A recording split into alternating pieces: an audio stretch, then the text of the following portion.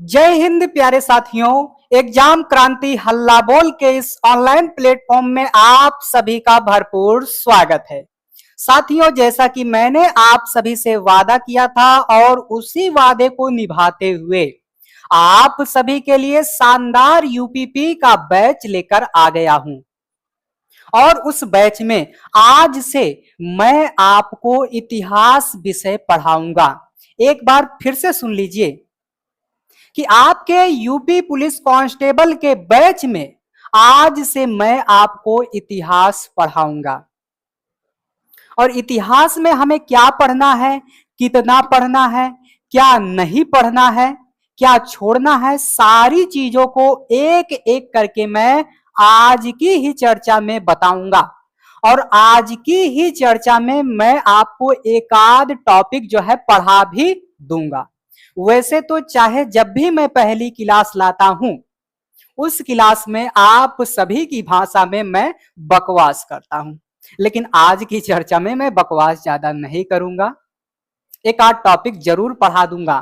और यकीन मानना साथियों, इतिहास विषय को लेकर जो है आप चिंता तो बिल्कुल ही छोड़ दीजिए, क्योंकि एक एक से मंत्र आपको दे दूंगा कि आपका शानदार तरीके से इतिहास कंप्लीट भी हो जाएगा, इतिहास से प्यार भी हो जाएगा और परीक्षा में इतिहास से जो भी क्वेश्चन पूछे जाएंगे आप जो है ऐसे जाके चुटकियों में उसे निपटा के चले भी आओगे। ये तो हो गई मेरी जिम्मेदारी, कुछ आप सभी की भी जिम्मेदारी बनती है। आज पहली क्लास है, हम भी उत्साहित हैं और आप भी उत्साहित हैं।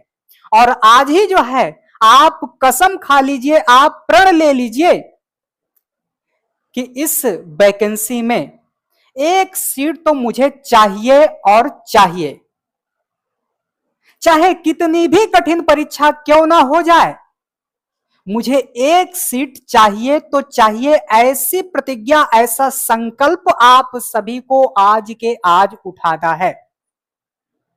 और जितना बताया जाए, जितना कहा जाए, उतना आप सभी को तैयार करके आना है, उतना आप सभी को जो है पढ़ के आना है और जो किताब बताई जाए उसको कंप्लीट जरूर करना है। अगर यकीन मानो साथ साथ जितना भी जिस तरीके से आपको पढ़ाया जा रहा है, दिया जा रहा है, साथ साथ अगर आप फॉलो करते जाओगे भैया, तो यकीन मानना सफलता जो है आपको इसी मंच से मिल जाएगा। और अगर आप भटकते रहोगे 10 जगह, तो जो 10 जगह भटकते हैं वो किसी के नहीं होते हैं। समझ में आ रही होगी बात, है ना। एक आशिक जो है प्यार कर बैठता है और प्यार में जो है अपनी प्रेमिका को खुदा कह डालता है और उसकी प्रेमिका जवाब देती है कि खुदा तो किसी एक का नहीं होता है, खुदा तो सबका होता है। तो इसीलिए अगर आप एक मंजिल चुनोगे, कठिनाइयां हजार आएंगी, लेकिन अंत में आपका परिणाम जो है बेहद शानदार होगा। लेकिन अगर आप 10 जगह भटकते रहोगे तो मंजिल क्या, आपको कुछ भी नहीं मिलने वाला है। समझ में आ रही होगी बात। तो आइए भैया शुरू करते हैं। तो जैसा कि आप सभी लोगों में देख ही पा रहे होंगे, यूपी पुलिस कांस्टेबल 2025-26 को ध्यान में रखते हुए हम लोग इतिहास पढ़ेंगे। और देखिए यहां मैं इतिहास पढ़ा रहा हूं और इतिहास जो है कभी भी बदलता नहीं है। तो आप 25 या 26 को टारगेट तो कर ही रहे हैं, कोई दिक्कत नहीं, लेकिन भविष्य में अगर आप फिर से कोई भी परीक्षा इससे जुड़ा देखना चाहते हैं तो यही इतिहास आपके काम आ जाएगा, यही इतिहास आपके काम आ जाएगा। आपको कभी भी भविष्य में इतिहास पढ़ने की जरूरत भी नहीं पड़ेगी। और कुछ लोग को अभी लग रहा है कि सर मैं 12वीं में ही हूं, 11वीं में ही हूं और मेरा सपना है कि मैं पुलिस की तैयारी करूं। तो भैया आप सभी बिगनर भले हो, आप सभी को भले ही कुछ नहीं आता, लेकिन इतना बेसिक से भी आपको पढ़ाऊंगा कि आप जो है उंगली पकड़ते पकड़ते जो है दौड़ना सीख जाओगे। तो टेंशन लेने की भी जरूरत बिल्कुल भी नहीं है, जीरो से आपको हीरो बनाया जाएगा। बात समझ में आ रही होगी। और ये मत सोचो कि मास्टर आके बकवास ही कर रहा है, ये सारी चीजें जो है आपके लिए जरूरी हैं, और जो चीजें जरूरी होंगी वो मैं अपने विद्यार्थियों के लिए हमेशा लेकर तैयार रहूंगा। आप सभी को ये किताबी ज्ञान के अलावा मैं आप सभी को ऐसा ऐसा ज्ञान दूंगा जो आपके जीवन में हमेशा काम आएंगी। ये किताब वाला ज्ञान है। आजकल चैट जीपीटी, गूगल बाबा का जमाना है, कहीं भी आप जो है मटेरियल निकाल सकते हो। बहुत तमाम सारे संस्थान और भी हैं जो फ्री में दे रहे हैं और अच्छा अच्छा दे रहे हैं। तो ये किताबी ज्ञान से भैया कल्याण नहीं होगा। कहां पर गलतियां नहीं करना है और कहां पर गलतियां करना है, ये दोनों चीजें आपको जानना पड़ेगा, तभी जो है शानदार तरीके से हमारी परीक्षा हो जाएगी। समझ में आ रही है बात? तो आप यूपीपी का सिलेबस देखोगे तो यूपीपी यानी कि यूपी पुलिस कांस्टेबल भर्ती, उसका सिलेबस आप देखोगे तो इतिहास के विषय में उसने केवल यही लिख रखा है, भारत का इतिहास। उसने क्या लिख दिया है? भारत का इतिहास लिख दिया है। उसने तो भारत का इतिहास लिख के अपना बेड़ा जो है पार कर लिया, अपना किरदार निभा दिया। अब इस भारत के इतिहास में हमें पढ़ना क्या क्या है ये कौन बताएगा? तो ये बताने के लिए मैं आया हूं, शानदार क्लास लाया हूं। और उसके बाद देखिए आज इसमें हम लोग क्या करेंगे बाबू कि पहला टॉपिक भी पढ़ लेंगे और साथ साथ सिलेबस के एक एक बिंदु पर जो है हम लोग पैनी नजर से जो है देखेंगे और पैनी नजर भी रखेंगे, और हम लोग शानदार रणनीतियों को भी एक एक करके धीरे धीरे बनाते चलेंगे जो हमें हर पल हर क्षण काम देंगी। और इसीलिए यहां लिखा गया है कि पोथी पढ़ पढ़ जगमुआ, कांस्टेबल भया न कोय, और 4 अक्षर हिस्ट्री के पढ़े सो कांस्टेबल होए। समझ में आई बात? तो पोथा पढ़ पढ़ तो बहुत लोग आए चले गए, लेकिन कांस्टेबल जो है कोई नहीं हुआ। और जो है इन क्लास की रणनीतियों और मोतियों को समझ गया और एक एक कर पिरो पिरो के माला बना ले गया, उसने इतिहास रच दिया, वही कांस्टेबल बन गया। तो इतनी बातें आपको समझ में आ गई होगी। और ये बगल में मैं खड़ा रहता हूं ऐसे हाथ बांधे, कम से कम मेरे चेहरे की मासूमियत देखकर एक आध दो शेयर लाइक वगैरह कर दिया करिए, करवा दिया करिए, क्योंकि बूंद बूंद से ही समंदर बनता है। और आप सभी जो है इस सेतु निर्माण के शिल्पी बनिए, क्योंकि यह संस्थान जो है आपके लिए हमेशा से निःशुल्क चीजें लाती रही है और हमेशा भविष्य में लाती रहेगी, चाहे ऑफलाइन हुआ चाहे ऑनलाइन हुआ। इसलिए मैं कहता हूं कि इस आधार पर जो है आपको चैनल को आगे बढ़ाना है। मैं जो है इसलिए नहीं कह रहा कि मेरा जो है फायदा हो, मेरा जो है ये हो वो हो, ऐसा कुछ भी नहीं है। मैं और भी लोगों तक पहुंच सकूं और फ्री कंटेंट उपलब्ध करा सकूं, इसलिए मैं कहता हूं कि मेरे चैनल को शेयर कीजिए, अपने चैनल को शेयर कीजिए। इतना आपको जो है समझ में आ गया होगा। तो हम लोग आज पढ़ेंगे भारत के इतिहास को, और अभी जो है मैं यहां नहीं बताऊंगा कि मध्यकालीन, प्राचीन, आधुनिक, आजादी के बाद विश्व इतिहास, ये सारा कुछ अभी मैं कुछ भी नहीं बताऊंगा। ये क्यों नहीं बताऊंगा, आगे जो है मैं बताने वाला हूं। तो हम लोग पढ़ेंगे भारत का इतिहास। अब भारत के इतिहास में हमारा पाठ्यक्रम क्या होगा? तो देखो, सबसे पहले हम लोग पढ़ेंगे स्रोत। क्या पढ़ेंगे भैया? सबसे पहले हम लोग पढ़ेंगे स्रोत। ये चीजें जो है अभी आगे लिखी भी गई हैं, जैसा जैसा ये सारा कुछ है आप सभी जो है जस का तस उतार भी सकते हो।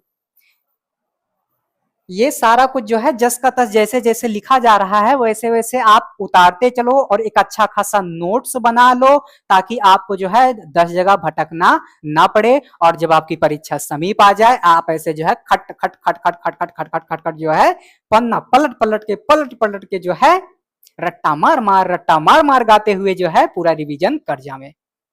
तो देखिए, पाठ्यक्रम में सबसे पहले हम लोग पढ़ेंगे स्रोत को। मैं जो है लगा ही देता हूं। ये आपका जो है सिलेबस है। सबसे पहले हम लोग पढ़ेंगे स्रोत को। स्रोत में भी हम लोग जो है दो प्रकार के स्रोत को पढ़ेंगे। कौन कौन से बाबू? एक तो हम लोग पढ़ेंगे साहित्यिक स्रोत को, और दूसरा, यहां मैं साहित्यिक लिख ही दे रहा हूं। देखिए, पहला हम लोग पढ़ेंगे साहित्यिक स्रोत को। सिलेबस के अंतर्गत हम लोग सबसे पहले पढ़ेंगे स्रोत को। स्रोत जो है दो प्रकार के होते हैं। पहला होता है साहित्यिक स्रोत और दूसरा होता है आपका पुरातात्विक स्रोत। पुरातात्विक स्रोत।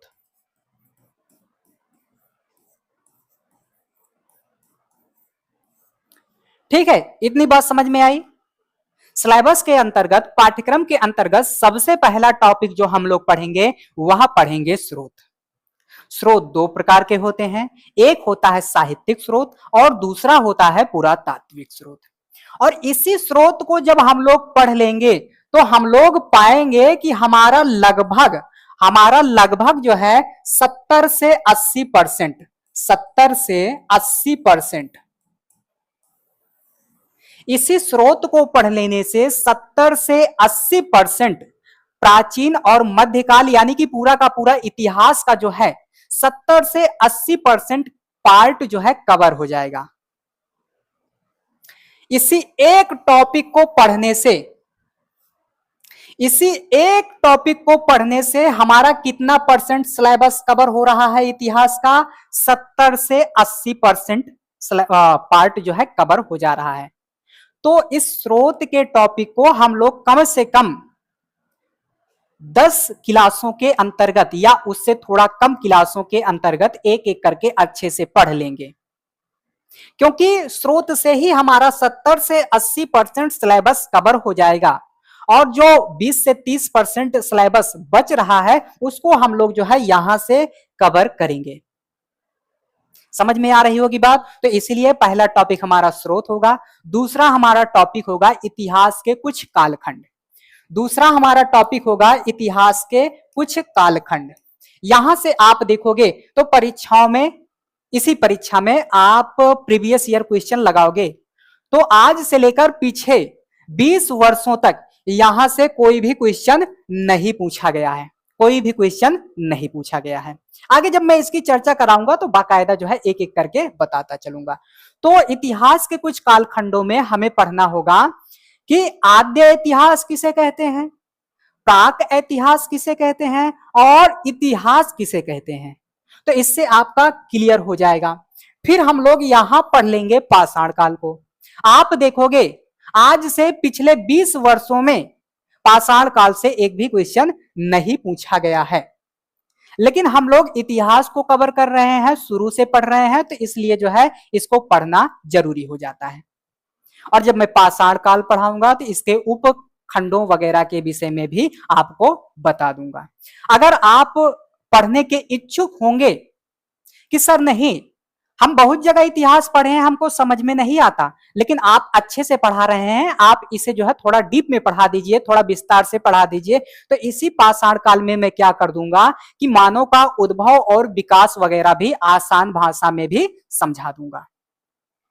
आप कहेंगे तब, क्योंकि यहां से जब क्वेश्चन वगैरह पूछा ही नहीं जा रहा है तो हमें हल्का पूछना चाहिए और हल्का पढ़ना चाहिए। और इतिहास की खास विशेषता यह होती है कि जहां से क्वेश्चन नहीं पूछा जाता वहां से अगला क्वेश्चन एकदम बेसिक होता है, एकदम हल्का क्वेश्चन होता है। ये बात जो है, ये प्रक्रिया जो है यूपीएससी से लेकर एसएससी तक जितने भी परीक्षाएं होती हैं सब पर लागू होता है, सब पर अप्लाई होता है। पाषाण काल हो गया। फिर हम लोग पढ़ेंगे सिंधु घाटी सभ्यता को। इसी सिंधु घाटी सभ्यता को हड़प्पा सभ्यता कहते हैं। इसी सिंधु घाटी सभ्यता को जो है प्रथम नगरीय सभ्यता कहते हैं और भी कई नामों से जानते हैं, जिस पर क्वेश्चन पूछ भी लिया गया है और क्वेश्चन हमेशा पूछे जाते हैं। तो इसको जो है हम थोड़ा विस्तार से अच्छे से पढ़ लेंगे। फिर इसी के बाद ताम्रपाषाण संस्कृति को हम लोग पढ़ लेंगे। ताम्र पाषाण संस्कृति को आप देखोगे तो एक तो हड़प्पा के पहले और एक तो हड़प्पा के बाद ताम्र पाषाण संस्कृति हमें दिखाई देती है। तो एक एक करके अच्छे से जो है बेसिक बेसिक जो एग्जाम में पूछा जा सकता है केवल हम उतने को ही पढ़ेंगे। अगर हम लोग पढ़े तो इस पर जो है कम से कम 5-6 क्लास लग जाएगी और ज्यादा लग जाएगी, लेकिन हम लोग क्या करेंगे केवल और केवल एक ही क्लास में इसे निपटा देंगे। समझ में आई बात। फिर उसके बाद हम लोग देखेंगे वैदिक सभ्यता को। यहां से भी जो है आपका क्वेश्चन पूछा गया है और आगे भी पूछा जा सकता है। इतना हम लोग पढ़ेंगे। फिर हम लोग आगे पढ़ेंगे 6ठी शताब्दी ईसा पूर्व को। इसी 6ठी शताब्दी ईसा पूर्व को जो है हम लोग प्राक मौर्य काल कहते हैं।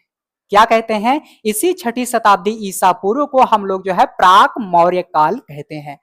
तो ये हो गया। इसके बाद हम लोग जैन धर्म और बौद्ध धर्म वगैरह को पढ़ लेंगे और इसी के साथ हम लोग जो है तमाम और भी वेद से जुड़े वैदिक साहित्य होते हैं जो वैदिक काल के बाद रचे गए हैं, उनको जो है हम लोग इसी के आसपास पढ़ लेंगे। फिर हम लोग यहाँ मौर्य वंश से पढ़ेंगे। आपको बताना भूल गया, यहाँ से भी जो है परीक्षाओं में आपके क्वेश्चन पूछे गए हैं और यहाँ से भी जो है परीक्षाओं में आपके क्वेश्चन पूछे गए हैं। मौर्य काल से भी क्वेश्चन पूछ लिया गया है। तो बौद्ध और जैन के बाद जो वैदिकोत्तर साहित्य बचे हैं उसको भी यही के आसपास हम लोग पढ़ लेंगे। फिर उसके बाद मौर्य काल पढ़ेंगे। मौर्य काल में हम लोग जो है काफी अच्छे से इसको पढ़ लेंगे क्योंकि यहाँ से अच्छे खासे क्वेश्चन पूछ लिए जाते हैं। मौर्य काल के बाद हम लोग जो है थोड़ी बहुत चर्चा मौर्योत्तर काल पर कर लेंगे। फिर उसके बाद हम लोग पढ़ेंगे संगम संस्कृति को। संगम संस्कृति से भी जो है आपके क्वेश्चन यहाँ से आ चुके हैं। और फिर हम लोग जो है महापाषाण काल को पढ़ लेंगे। मैं आपकी जानकारी के लिए बता दूं कि महापाषाण काल से जो है क्वेश्चन नहीं पूछे गए हैं आज से लेकर अगले 20 साल पहले तक, यानी कि लगभग 2005-6 से लेकर आज तक यहां से कोई भी क्वेश्चन नहीं पूछा गया है। तो ज्यादा से ज्यादा 20-25 मिनट की चर्चा होगी और हम लोग इतिहास को जो है सीक्वेंस से पढ़ रहे हैं तो इसलिए इसे पढ़ना जरूरी हो जाएगा। तो इसलिए मैं जो है पढ़ा दूंगा। अगर आप थोड़ा कहते हैं, आपका मन होता है कि नहीं सर आप अच्छे से पढ़ा रहे हैं तो थोड़ा और जो है खींच दीजिए, तो मैं जो है थोड़ा 10-12 मिनट और बढ़ा दूंगा। आपकी चर्चा जो है कंप्लीट हो जाएगी। कभी भी भविष्य में जो है महापाषाण काल वगैरह को पढ़ने की जरूरत ही नहीं पड़ेगी। चाहे आप जो है एसएससी से लेकर यूपीएससी तक की परीक्षा देना, कोई दिक्कत नहीं, आराम से चल जाएगा। और जो मैं जितना पढ़ा दूंगा आप एसएससी तो दे ही लोगे, लेकिन उससे जो है अगर आप यूपीएससी में भी जाते हो तो यूपीएससी का भी क्वेश्चन आपसे हल हो जाएगा। चाहे पीसीएस हो गया, आरओ हो गया, नेट जेआरएफ, कोई भी परीक्षा दो आप, इन्हीं सब चीजों से आपका वो सारा कुछ भी कंप्लीट होगा। तो इसलिए जो है चर्चाओं को हल्के में बिल्कुल भी मत लेना। फिर जैसे ही महापाषाण खत्म होता है वैसे ही हम लोग जो है गुप्त काल को पढ़ेंगे, गुप्त राजवंश को पढ़ेंगे और गुप्त राजवंश के बाद हम लोग जो है गुप्तोत्तर काल पढ़ेंगे। और इसी गुप्तोत्तर काल में हम लोग जो है इसी गुप्तोत्तर काल को हम लोग क्या करेंगे पूर्व मध्य काल तक पढ़ लेंगे। इसी गुप्त काल में हम लोग जो है पूर्व मध्य काल की चर्चा कर लेंगे। तो आगे जब आपका मध्यकालीन भारतीय इतिहास शुरू होगा तो वो डायरेक्ट जो है गोरी गजनबी से शुरू हो जाएगा। बहुत होगा तो सिंध से शुरू कर लेंगे। तो इसलिए जो है सारा जितना भी कूड़ा करकट बचा रहेगा, जितने भी ये समझ में नहीं आने वाले पार्ट हैं, हम लोग यहाँ जो है अच्छे से कवर कर लेंगे, अच्छे से जो है पढ़ लेंगे। और यकीन मानना इतनी शानदार तरीके से पढ़ाऊंगा कि इतिहास से प्रेम हो जाएगा। समझ में आई बात। तो इतना हम लोगों ने क्या किया जान लिया। ये तो हमारा था सिलेबस कि हमें ये इतने इतने पार्ट यहां से पढ़ना है। अब आइए बात करते हैं अपने पहले टॉपिक की। हमारा पहला टॉपिक होगा, पहले टॉपिक में हम लोग पढ़ेंगे स्रोत को। क्या पढ़ेंगे भैया? स्रोत को। मैंने अभी पीछे आपको बताया कि स्रोत जो है दो प्रकार के होते हैं। एक तो होता है साहित्यिक स्रोत,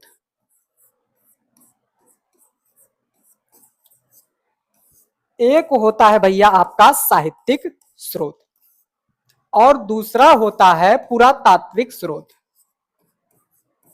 पुरातात्विक स्रोत।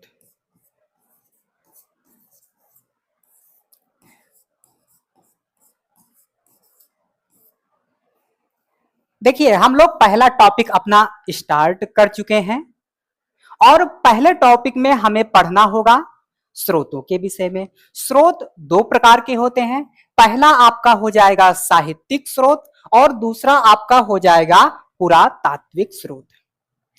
और अब हम लोग पढ़ेंगे साहित्यिक स्रोत को। साहित्यिक स्रोत को पढ़ने के लिए कम से कम हमें 2-4 दिन का समय लगेगा। 2-4 दिन के बाद हम लोग जो है पुरातात्विक स्रोत को पढ़ेंगे। तो इसे अभी नोट रखे रहना, ध्यान में रखे रहना। इसको उतारते भी ऐसे ऐसे चलो जिस तरह से मैं बताते चल रहा हूं। तो अब हम लोग पढ़ेंगे साहित्यिक स्रोत को। अब हम लोग पढ़ेंगे साहित्यिक स्रोत को। पुरातात्विक स्रोत को जो है अभी छोड़ दो, 2-3 दिन बाद हम लोग इसे पढ़ेंगे। तो साहित्यिक स्रोत है ना, शुरू कर दें हम लोग साहित्यिक स्रोत। अब हम लोग साहित्यिक स्रोत पढ़ रहे हैं। साहित्यिक स्रोत को हम लोग जो है सुविधा की दृष्टि से 3 भागों में बांटकर पढ़ते हैं। जितना मैंने बोला इसे आप लिख भी सकते हो। लिखने से क्या होगा कि आप दोबारा कभी देखोगे अपने नोट्स को तो आराम से समझ में आ जाएगा। हम लोग पढ़ रहे हैं स्रोत। स्रोत दो प्रकार के होते हैं, साहित्यिक स्रोत, पुरातात्विक स्रोत। और उसी साहित्यिक स्रोत को हम लोग यहां पढ़ने जा रहे हैं। और अध्ययन की दृष्टि से, अध्ययन की सुविधा की दृष्टि से हम इसे 3 भागों में बांट कर पढ़ते हैं। नंबर 1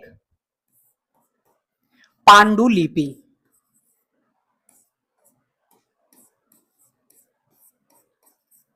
नंबर 1 हो जाएगा पांडुलिपि और नंबर 2 हो जाएगा आपका देसी साहित्य।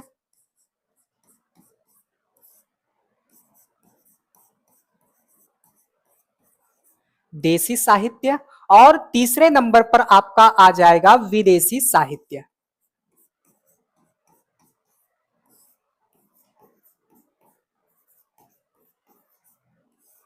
समझ में आई बात?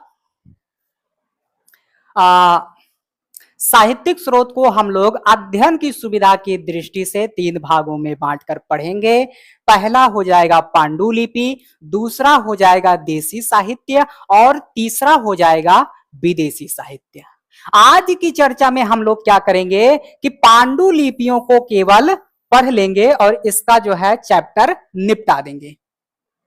आज की चर्चा में हम लोग क्या करेंगे, केवल पांडुलिपियों को पढ़ लेंगे और उसके बाद कल हम लोग जो है देसी साहित्य को शुरू करेंगे। समझ में आई बात? और आपकी जानकारी के लिए मैं बता दूं कि पांडुलिपि से अभी तक कोई भी क्वेश्चन नहीं पूछा गया है पिछले 20 वर्षों में। तो यहां से क्वेश्चन नहीं पूछा गया है, लेकिन शुरू से शुरू कर रहा हूं तो इसलिए जो है इसे पढ़ा रहा हूं, इसे बता रहा हूं, इसे समझा रहा हूं। समझ में आई बात? तो आज हम लोग पांडुलिपि को पढ़ेंगे, कल की चर्चा में हम लोग देसी साहित्य के विषय में पढ़ेंगे। तो देखो पांडुलिपियां जो हैं, पांडुलिपियां जो हैं हाथ से लिखी होने के कारण, पांडुलिपियां जो हैं हाथ से लिखी होने के कारण ही पांडुलिपि कहलाती हैं। समझ में आई बात? आइए पढ़ देता हूं।